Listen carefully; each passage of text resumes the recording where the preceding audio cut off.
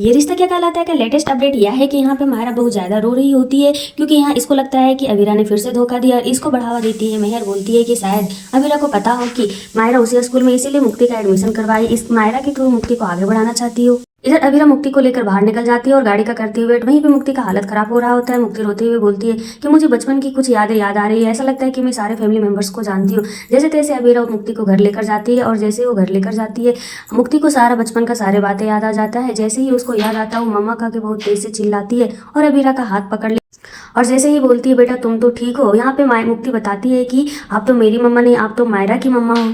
ये बात सुनते ही अवीरा बोलती है कि मुक्ति यानी तुमको बचपन की सारी बातें याद आ चुकी है। मुक्ति बोलती है हाँ, पर अवीरा इमोशनल होते हुए बोलती है कि मेरी बेटी मुक्ति और मायरा दोनों ही रहेगी, दोनों में से कोई कम नहीं रहेगी।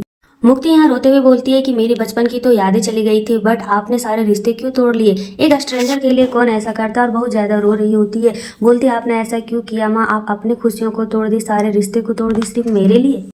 अवीरा बोलती है कि तुम पनौती नहीं है, क्योंकि मुक्ति अपने आप को पनौती मान रही होती है। अवीरा उसे समझाती हुई बोलती है कि मेरा उस घर से निकलना, रिश्ता तोड़ना मेरी वो सिचुएशन थी। उस टाइम की सिचुएशन ऐसा नहीं था कि मैं किसी को कुछ समझा पाऊँ, कोई समझने के लिए ही रेडी नहीं था और ना ही मेरे पास किसी भी तरह का मेहर के खिलाफ प्रूफ था। मैं तुमको संभाली क्योंकि मेरे पास एक बेटी तो थी। मैं एक बेटी की जगह पे दूसरी बेटी को तो खोना नहीं चाहती थी और मायरा को भी तुम्हें संभाल ही लाऊंगी। उसके बाद यहाँ मुक्ति बताती है मायरा के बारे में कि मायरा सच में मंकी है, एकदम बंदर जैसा करती है और मैं भी उसे बंदर ही बोलकर बुलाती हूँ।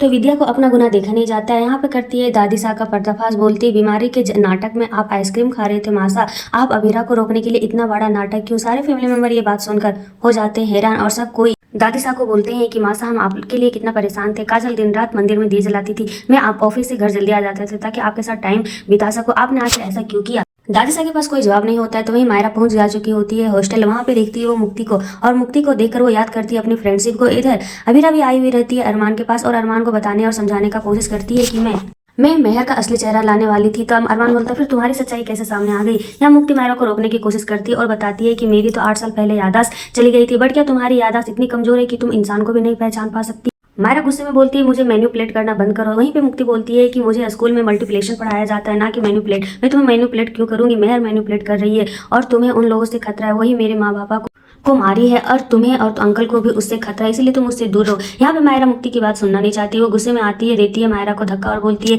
मुझे तुमसे और तुम्हारी माँ से दूर रहने का जरूरत है। अवीरा और मुक्ति का बात तो कोई नहीं सुन रहा है। अब यहाँ पे अवीरा आएगी आर्यन की शादी में। तो आप लोग को ये लेटेस्ट एपिसोड कैसा लगा कमेंट करके जरूर बताइएगा और जाने से पहले मेरे चैनल को सब्सक्राइब जरूर कीजिएगा। Thanks for watching.